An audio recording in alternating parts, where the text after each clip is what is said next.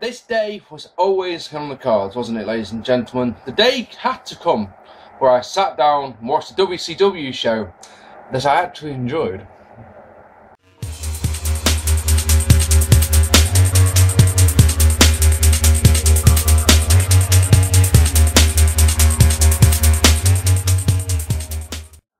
Hello ladies and gentlemen, and welcome to this, another episode of 97th Heaven. Tonight we're going to look at Bash at the Beach 1997, a historical pay-per-view, wasn't it? Hulk Hogan made his debut in WCW at Bash at the Beach. He became a part of the NWO, he turned heel, and of course subsequently the birth of the NWO was born at Bash at the Beach. So I'm sure this is going to be a historical show.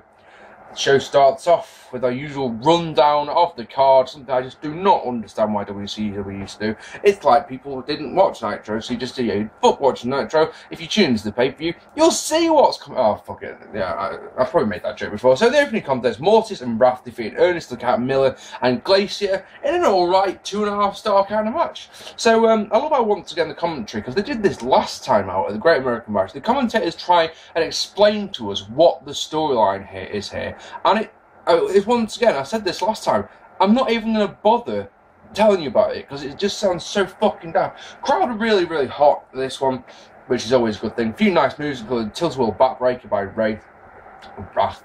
Chair kicked into Glacier's face on the outside. I love the double powerbomb / neckbreaker combination that the heels employ. Also, a Billy Goat's Curse and leg drop off the top combination is really nice as well. Ernest the Cat Miller, let's talk about him for a second. He can kick. I mean, I get that the deal with Miller is that he's a former martial artist. I get that. But his offense and his moveset is limited to just kicks and nothing else.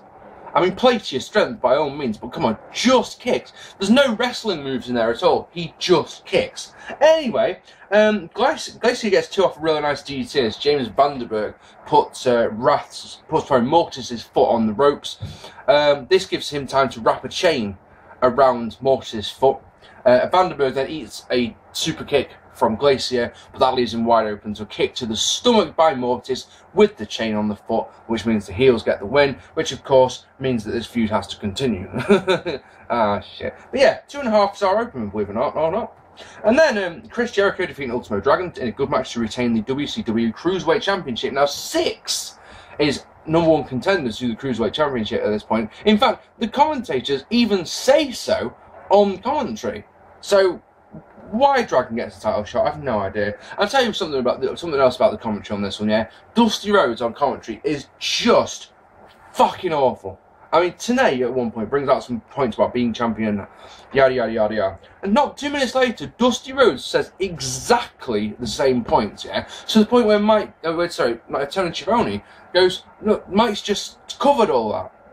And he responds with pure drivel, just pure, well, I didn't explain it like that, did you? And he did. You just said exactly what Tenay just, oh, never mind. Anyway, Jericho does his springboard drop kick he does, yeah, off the ropes, yeah. But Dragon moves out the way, so he just splats onto concrete on the outside. That makes me smile. Match is a touch sloppy, but not enough to drag it down. Always love the Tiger Bomb, which is one of the moves that Jericho does. Jericho attempts one. Dragon is able to, Jericho does one earlier in the match, and then he attempts a second one. Dragon's able to counter it, but Jericho rolls through to pick up the win. Decent match. You felt this one could have been a bit better though. I mean, I've rated it 3 stars, believe it or not. That's how good it is. But at the same time, it wasn't. It was sloppy in places. Like I say, it wasn't enough to drag the overall rating down. But I don't know. You just knowing what these two men were capable of, you knew there was a better match in them. Does that make sense? Mean Gene talks to Raven, who's at ringside, which is nice. Raven gives us a nice little poem, which is lovely. Then Stephen Richards spoils what Raven was about to say. There's a big announcement tomorrow night on Nitro. Whey! And then the Steiner brothers defeating the great Muta and Masahiro Chono in an okay match. Now, on paper, surely that match is absolutely fantastic. This one will be awesome. But, I mean, it's not bad. It's just, I mean, it's a typical Steiner Brothers match. I've realised over the of course, especially doing this series, Steiner Brothers, suplex, no sell, no say, no sell. This is meant to be a normal contenders match, by the way. Dusty Rhodes goes on about the Steiners getting it done, which needed to be done, which well done. They're getting it done. Wow, they need, which is what needed to be done. And all the while that he was talking about this, yeah, the heels were battering Scott. I don't know what was going through his head. That the Steiners are getting it done. What, getting owned in the corners, getting it. Oh no. Yeah, last few minutes. Yeah, I mean, it's like I said, usual Steiner stuff. No selling, just no selling at all. And the last few minutes are good. They're massive suplexes by the Steiners. Frankenstein by the great Muta. Riddick. I mean, absolutely Riddick. Doomsday DDT gets the win for the Steiner brothers. Fantastic move. Love that. And that's another good match. And then there's another good match. What's going on here? As Juventud, Guerrera, Hector, Garza, and Lizmark Jr. defeating La Parka, Psychosis, and Villano 4 in a Lucha Libre match. So, I love how I love how the Professor talks about Rudos and the Technicos, you know, the faces and the heels, in Lucha Libre culture. That's really good. It probably went straight over the head of most people watching, but that was really nice. Well, I mean, what do you expect from this match? What I'm starting to learn with Lucha Libre is forget all the stuff that I normally nitpick about, you know, psychology, selling, anything like that, and just sit down and watch 6 guys, as it is here, flipping away. And you just enjoy it. And, you know, as long as it's not botchy, you will enjoy yourself. I mean, there's two matches this year that I've been doing this series. The Lucha match at the ECW pay-per-view, and last time out, Canadian Stampede, actually, that I've rated really highly, because it's just like, yeah, just let them get on with it. Excuse me, flipping. Lots of it, obviously. Stereo Suicide dives by the faces. Corkscrew to the outside by La Parka, which is followed by Hoovy using Garza as a springboard and getting Riddick to the outside. Corkscrew plancher off the top by Garza also looks amazing. Power moves, including a mental inverted sunset flip by Psychosis that is just stunning. It's just incredible. And great belly to belly suplex by Villano. Villano 5 tries to swap places with 4. But a missile dropkick and a standing moonsault on by Garza on 5 get the win. Nothing sloppy at all. Everything looked great. Naturally, there was no selling, there was no storytelling, but like I said at the start, you're not expecting anything like that, so just get on with it. Happy days! All good. 3.5 stars, honestly. And then, obviously, we've got to have some crap. It's a WCW show, and I didn't know if they could actually put on shows without. So, Chris Benoit defeating Kevin Sullivan in a retirement match. That poster's just fallen down, hasn't it? This is why there isn't one there. It's because they just always fall down now. Go on then. No. Fine. So Benoit has fought Meng at the last 2 pay-per-views, so now he moves on to Kevin Sullivan. It's like, ugh, unlucky Chris. On 2 pay-per-views on the bounce where someone's career has been on the line, because this is a retirement match. You remember Medusa's career had been on the line in the last one. So Jackie and Kevin Sullivan argue on the way to the ring, which I'm sure will have no bearing on the match whatsoever. Bobby Heenan calls this the biggest audience in pay-per-view history, which I think might be a bit of a lie. Just a little one. Match is nothing special. There's some brilliant entranceway that includes using surfboards. I bet they hurt. When they get to the ring, there's nothing of note. Honestly, this match goes about 10 minutes.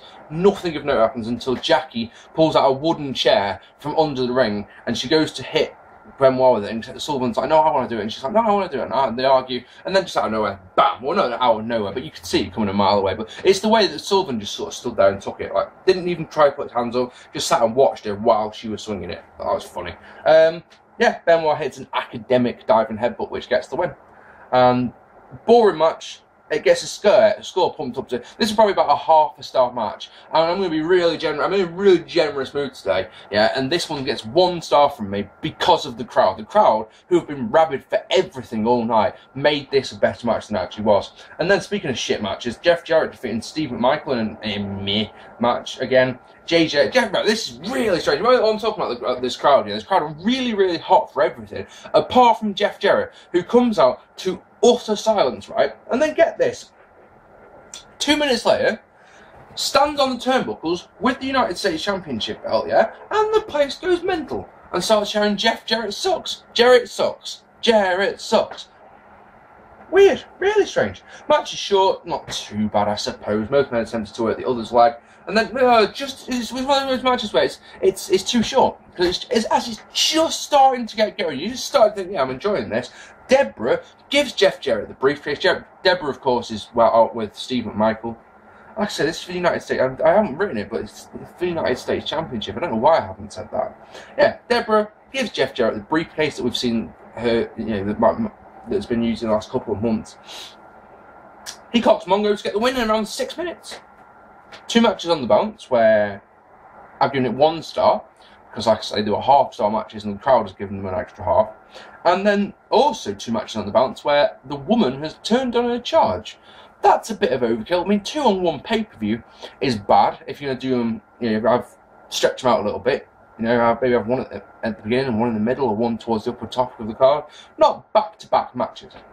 But hey, me and G wants us to call the hotline right now to find out who DDP's partner is. His mystery partner. DDP's got a mystery partner tonight, and if you call the hotline now, you can find out who it is. Or, alternatively, you can save yourself $1.59 a minute and just wait all of, 5 minutes, because that match is next.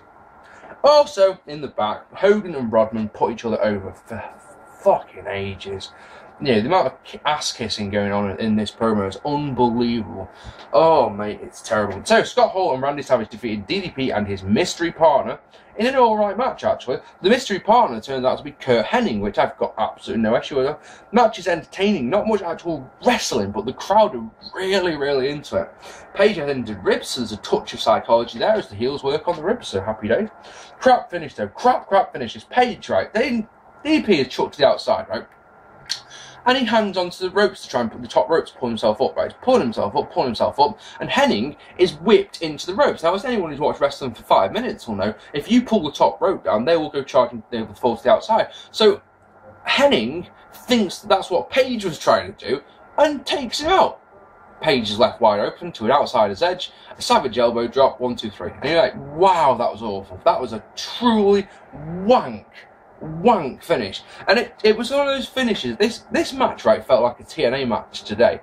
And what I mean by that is that sometimes on TNA pay-per-views you'll have really good matches that are utterly wrecked by the finish. A finish that just screams at you, tune into Impact!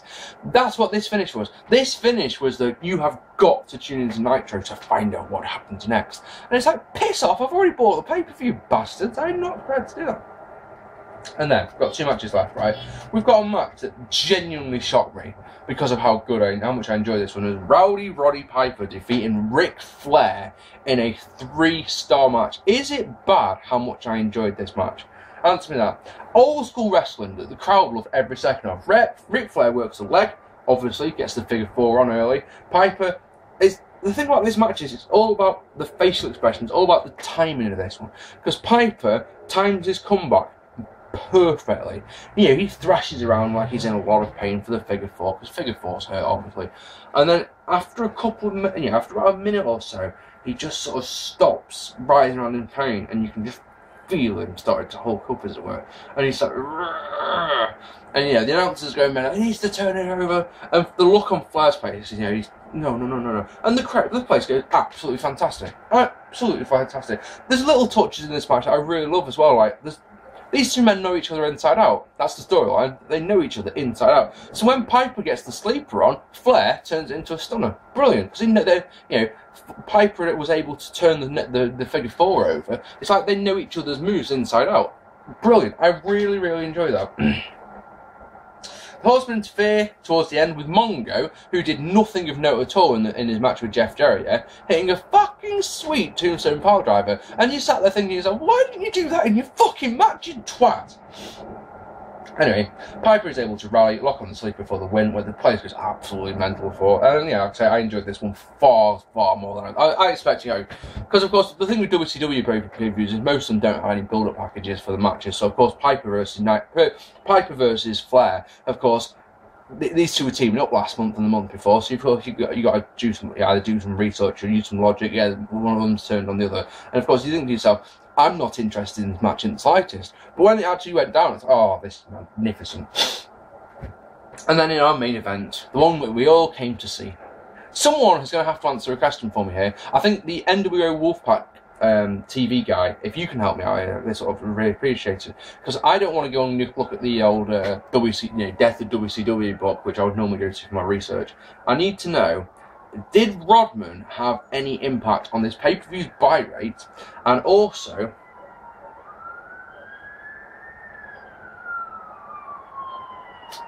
Okay. Come on, what are you? Place your bets. Place your bets. What we're betting, what we're betting. I'm going to go with fire engine.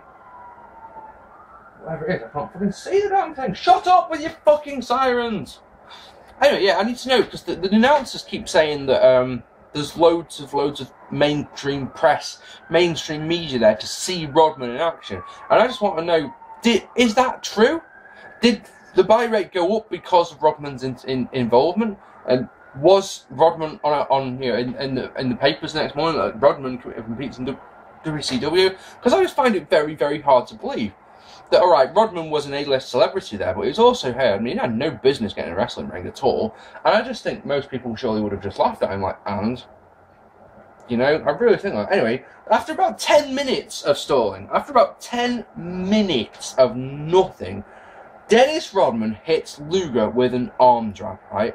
And the announcers sell it like it's the greatest move they've ever seen.